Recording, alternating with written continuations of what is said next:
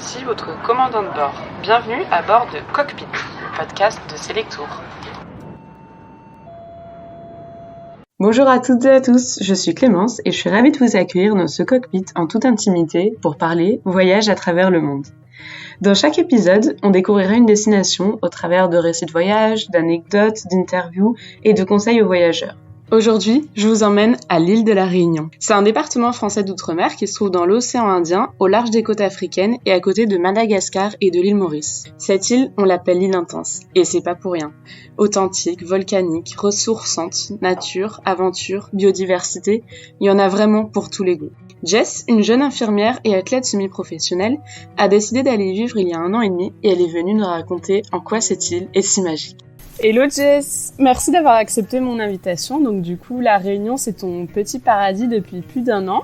T'habitais en métropole avant et alors du coup, pourquoi avoir choisi d'aller t'installer à la Réunion ? Qu'est-ce que ce petit caillou a de si génial ? Eh bien écoute, c'est avec plaisir que j'ai accepté ton invitation pour parler de cette belle île. Donc c'est l'île intense comme on l'appelle et c'est pas pour rien parce qu'il y a énormément de choses à faire ici. Donc effectivement, moi ça fait 1 an et demi que je suis installée ici. On m'avait parlé de la Réunion comme une île très accueillante et c'est pas un mensonge. Ici, il fait bon vivre, la vie est plutôt douce, on va dire. Et oui, donc l'île intense, comme on l'appelle, parce qu'il y a énormément de choses à faire. Donc moi, c'est vrai que j'ai pu voir, on va dire, pas mal de choses depuis 1 an et demi, mais il m'en reste encore à faire. Donc c'est pour ça que si on vient en vacances, on va dire une dizaine de jours, il faut vraiment cibler les choses qu'on veut voir et plutôt bien préparer son voyage pour être sûr d'en profiter pleinement et ne rien louper. En tout cas, ce qui est chouette ici, c'est qu'il y en a vraiment pour tous les goûts. Qu'on soit un grand sportif ou qu'on vienne pour la farniente, qui est chouette, voilà, c'est qu'il y a plein de facettes à explorer sur cette île. Et voilà. Bah c'est top. C'est vrai qu'elle a l'air de bien porter son surnom d'île intense, vu la multitude de choses qu'on peut y faire et y voir. Et alors, c'est quoi pour toi les incontournables, les expériences à absolument y vivre si on y voyage ? T'as peut-être un itinéraire à nous conseiller ? Alors déjà, comme je disais, selon les profils, si on est plutôt très grand sportif ou adepte de la farniente, je pense qu'il faudra cibler déjà un petit peu les choses qu'on veut faire. Mais pour moi, il faut, dans tous les cas, organiser, on va dire, un petit peu des journées à thème pour pouvoir profiter de l'endroit où on va aller.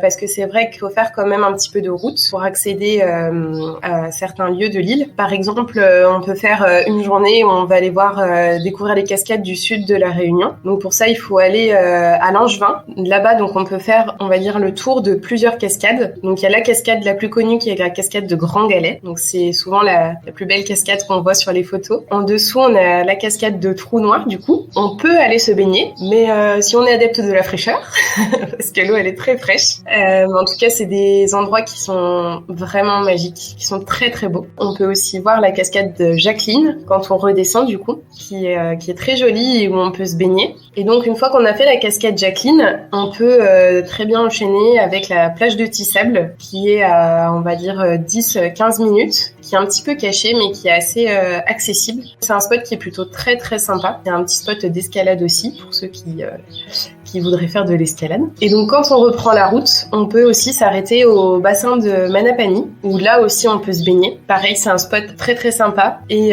si on veut s'arrêter manger, au bassin de Manapani, on a le restaurant qui s'appelle le restaurant chez Jo, du coup, où on peut manger soit sur place, soit emporté, qui fait de très très bonnes barquettes et qui fait notamment un excellent jus de goyavier que je conseille de goûter parce qu'il est vraiment délicieux. Voilà, donc ça serait pour une première journée type. Après, je conseillerais forcément de faire une journée où on va aller voir le Piton de la Fournaise, parce que ça, c'est un spot aussi qui est incroyable. Donc le Piton de la Fournaise, pour ceux qui ne savent pas, donc c'est le volcan qui est encore actif sur l'île de la Réunion, qui est situé au-dessus du Tampon. Donc là, il faut prévoir depuis l'ouest à peu près 1h30 de route. Et donc le Piton de la Fournaise, donc on arrive dans un endroit magique qui s'appelle la Plaine des Sables, où on a l'impression d'être sur Mars. Donc là, on se déconnecte complètement des plages et voilà, c'est encore une autre facette de la Réunion. Et on arrive au parking du Pas de Bellecombe. Donc là, on peut laisser la voiture et commencer une randonnée. Donc là, on en a à peu près pour 12 km 500 des plus, on va dire, aller-retour, pour aller jusqu'au cratère du Dolomieu. donc qui est le plus gros cratère du piton de la Fournaise. Et pareil, il faut prévoir des bonnes baskets, puisque c'est pas évident forcément de marcher. On va marcher là sur de la roche volcanique, mais voilà, c'est un vol des tours et c'est un spot aussi qui est incroyable à voir. Et bien se renseigner avant d'aller au piton de la Fournaise sur la météo, parce qu'on peut être un petit peu surpris ici. Il peut faire très beau en bas et on peut se retrouver sous une grosse averse de pluie dans les hauts de l'île. Donc voilà, dans les choses incontournables, je dirais donc une journée cascade. Une journée, on va voir le piton de la Fournaise. Si on est très courageux, on peut se faire une journée aussi où on va aller monter au piton des Neiges. Donc le piton des Neiges, c'est le point culminant de l'île à 3000 mètres d'altitude. Et c'est aussi le sommet de l'océan Indien.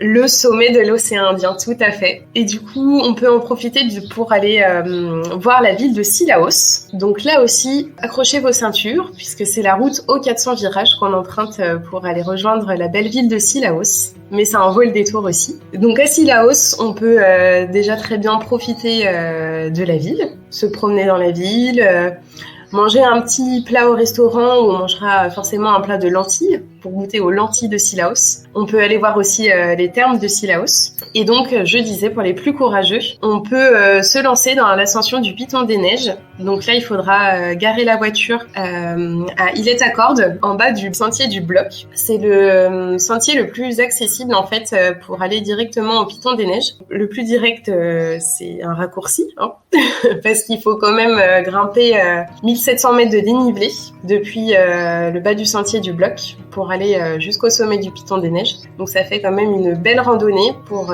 les plus courageux. Mais c'est pareil, une fois arrivé en haut, ça en vaut le détour aussi. Juste pour préciser, à savoir que le Piton des Neiges, l'idéal c'est de le monter le soir ou la nuit. L'ascension, elle dure à peu près 4-5 heures pour un niveau intermédiaire, pour pouvoir voir le lever du soleil en haut, qui vraiment n'a pas de prix. Lever du soleil au sommet de l'océan Indien et l'île de la Réunion, c'est magique, quoi.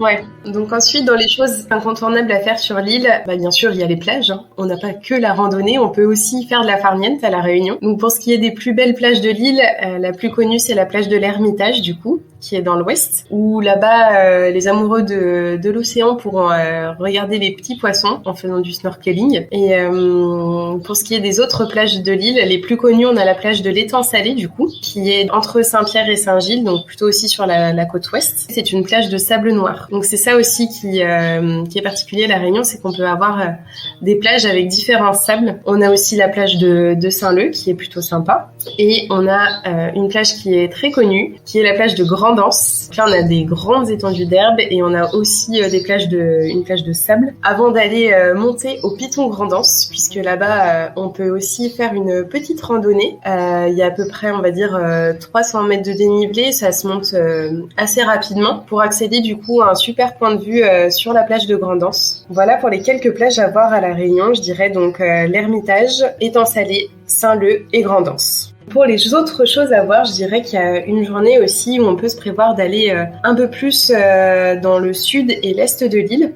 Déjà d'aller dans un spot qui s'appelle Anse des Cascades, qui est très sympa, où on a énormément de palmiers. Il y a aussi forcément des petites cascades qu'on peut voir, donc ça aussi c'est plutôt sympa. Il y a un petit port avec quelques canottes aussi où c'est très joli. Et pendant qu'on est à Anse des Cascades, on peut en profiter pour aller voir la route des laves. Donc en fait c'est une route sur laquelle on peut passer et on va voir les anciennes coulées de lave. Et pendant qu'on est par là-bas, on peut aller jusqu'à Sainte-Rose, où on peut aller voir Notre-Dame des Laves. En fait, elle a été renommée comme ça, puisqu'elle a échappé, on va dire, à une coulée de lave, en fait, qui s'est étalée tout autour de l'église. Et tant qu'on est dans la thématique de la route des laves, on peut aussi faire à la Réunion l'exploration des tunnels de lave, pour ceux qui ne seront pas claustrophobes, du coup, qui peut être assez sympa aussi. Il y a aussi tout un tas de petites activités à faire. On peut faire de la plongée, on peut faire du paddle par exemple. Vous trouverez ça à Trudeau du coup, dans l'ouest de l'île. Pour les plus téméraires, on va dire, il y a les activités comme le canyoning. Donc là, il y a énormément de spots à faire, donc je conseille de se renseigner auprès des guides ici. Et puis pour ceux qui ont envie d'en prendre plein les mirettes, on peut aussi se payer un tour de l'île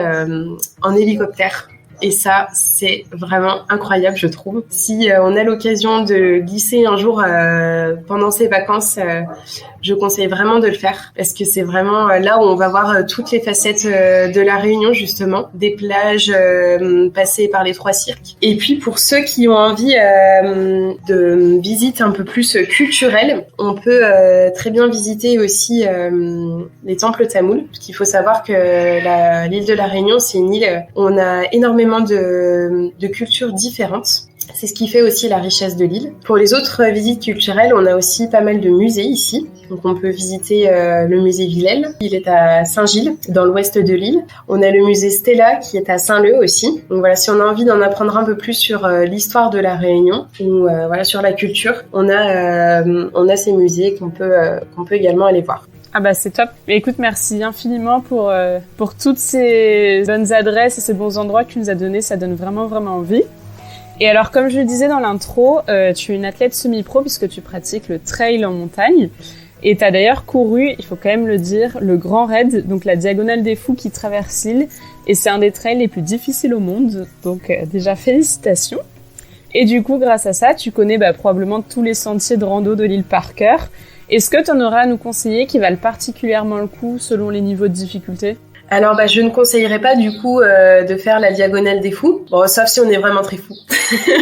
En tout cas, moi, si je dois conseiller 3 randonnées à faire sur l'île de la Réunion, je dirais qu'il y a forcément une randonnée qui serait dans Mafate. Donc après, il y a tellement de possibilités qu'on peut tout à fait choisir l'itinéraire qu'on veut. Mais pour moi, une des plus belles sorties, ça va être le tour des îlettes de Mafate. Donc c'est un tour qui fait à peu près 30 km avec 2500 mètres de dénivelé positif. Donc c'est déjà une très grosse randonnée. On a une autre très belle randonnée qui est à faire sinon et qui plus accessible, on va dire, puisque c'est un des accès par Mafate par lequel il y a le moins de dénivelé, qui est la canalisation des Orangers, en partant par Sans Souci. Ça fait à peu près 15 km aller, du coup. Et on apercevra très bien Mafate, on a aussi des très jolis points de vue. Et pour moi, la 3e randonnée, je dirais incontournable, c'est accéder au Dimitil, qui est un autre sommet de la Réunion. Donc là, c'est une des randonnées les plus difficiles pour le coup de la Réunion, enfin les renommées en tant que telle, mais